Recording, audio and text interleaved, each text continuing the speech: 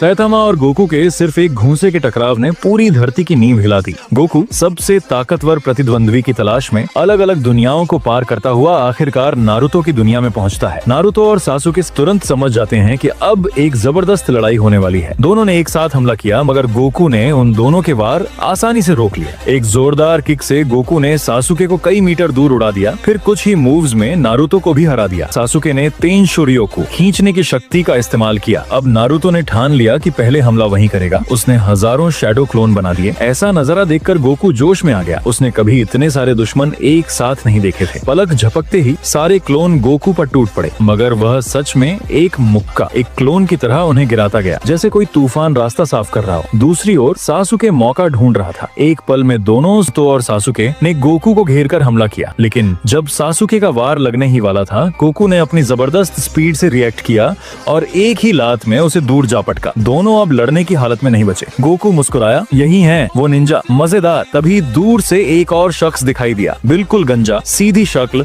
और बिना किसी एक्सप्रेशन के। वो था सैतामा। गोकू की लड़ाई की चाह अब टॉप पर थी। बिना कुछ बोले दोनों भिड़ गए। जैसे ही उनकी मुट्ठियां टकराई जमीन फटने लगी। इस टक्कर ने पूरी दुनिया हिला दी। पहला वार बराबरी पर रहा, फिर दोनों पास आकर शारीरिक लड़ाई करने लगे। दोनों की ताकत लगभग एक जैसी थी। कई पल गुजर गए लेकिन कोई आगे नहीं बढ़ पाया। अचानक सैतामा ने एक मौके पर गोकू को जबरदस्त घूंसा मारा। गोकू पूरी तरह रोमांचित हो गया। उसने फौरन सुपर सयान रूप धारण कर लिया, एक तेज वार में जिससे वो पहाड़ों को तोड़ते हुए दूर जा गिरा। अब असली लड़ाई शुरू हुई। दोनों की रफ्तार रोशनी जैसी थी। तुम मुझे चोट नहीं पहुंचा सकते और मैं तुम्हें। लेकिन ताकत के मामले में सैतामा थोड़ा आगे था। उसने ऐसा पंच मारा कि गोकू सीधे जमीन के आर पार जा गिरा। क्या गोकू अब सच में हार जाएगा?